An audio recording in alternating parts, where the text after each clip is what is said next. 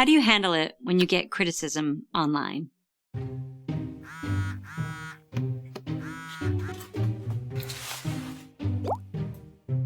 my gosh. All right, Cranky. Jeez.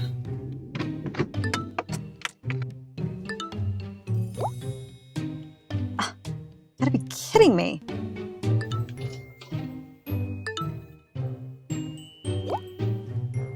I can't believe this. Oh, no.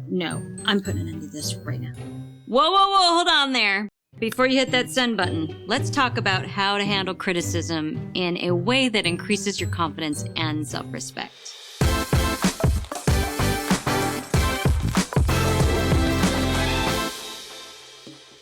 Hi, I'm Sharla Jacobs, and you're watching Thrive Academy TV. In this episode, we are going to talk about criticism and how to handle it. Listen, we've all experienced it at some point in our lives, and most of us, myself included, were criticized a lot as a child. Whether it was your parents, your teachers, your friends, or bullies, it's likely that a part of why you do what you do today is because of the ways that you were criticized growing up. As a result, some people will try to do almost anything to get people to stop criticizing them or to stop getting criticized in the first place, including never even putting yourself out there. When I first became a coach and then a leader in this community, I realized that criticism is unavoidable. It's actually just part of human nature.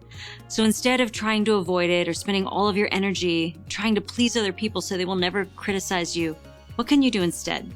Well, you'll learn to deal with it gracefully. So here are a few personal practices that can help you with this. Personal practice number 1 is to fall in love with yourself.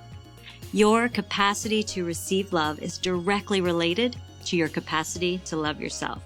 And when you truly feel filled up with love, most criticism won't take hold of you. And the key here is to not wait until after you've gotten the criticism to start trying to love yourself. How about we start now? So get ahead of that criticism with massive doses of self-love. Try this simple practice on. When you first wake up each morning, imagine your highest self, that part of yourself that is totally connected with the divine. Imagine this part of you speaking and praising and acknowledging the current version of you. And instead of being your own harshest critic, become your most enthusiastic supporter. So that was personal practice number 1. Personal practice number 2, recognize that you are the only one who truly has the power. No matter how much criticism you receive, no one can do as much damage as you can do to yourself. The pain usually comes because you repeat the criticism to yourself over and over and over again in your mind. For example, let's say someone called you a fraud. They might say it to you one time, but then if you replay that incident in your head 1,000 more times, you have done way more damage than they ever did to you. You have so much more power than you think. You have the power to choose. Do you want to be victimized by the criticism, or do you want to be emancipated from it? When you choose freedom, it gives the power back to you. Like you take your power back and you become a trusted leader for yourself and for your community. So that is personal practice number 2. Personal practice number 3. Whenever someone gives you feedback, no matter how negative, ask yourself, what is true about this? If there is truth in it, you can take responsibility for what is true and you can work to do better. Then you're not in a fight. You're actually on the same team. You're like, hey, thank you. I agree and I'm actually working on that and I'm going to do better. Or you can find that there's not truth in what they're saying or part of what they're saying.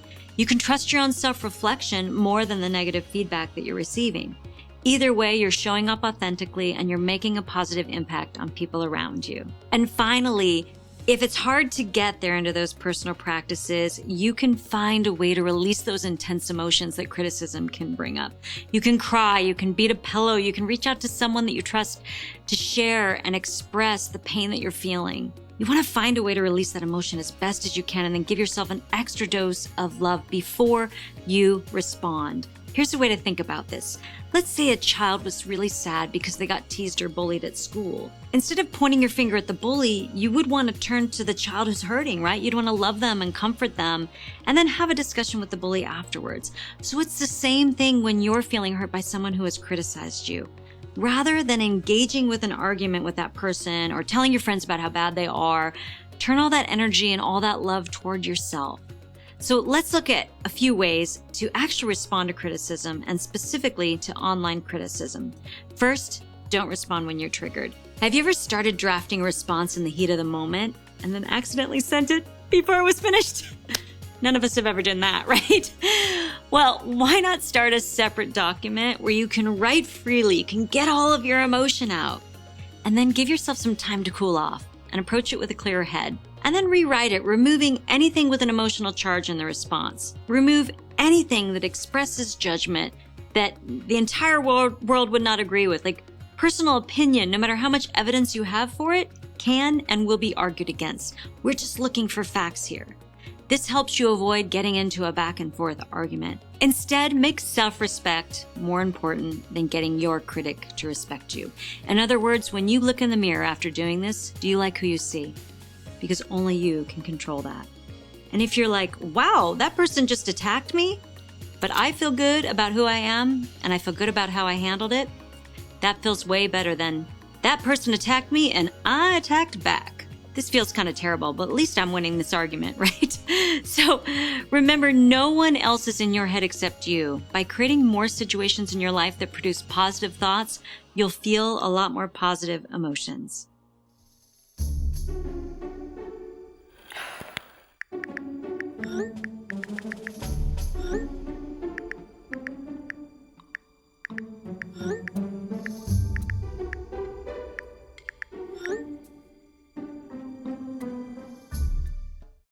At the end of the day, criticism is, well, it's whatever you want it to be.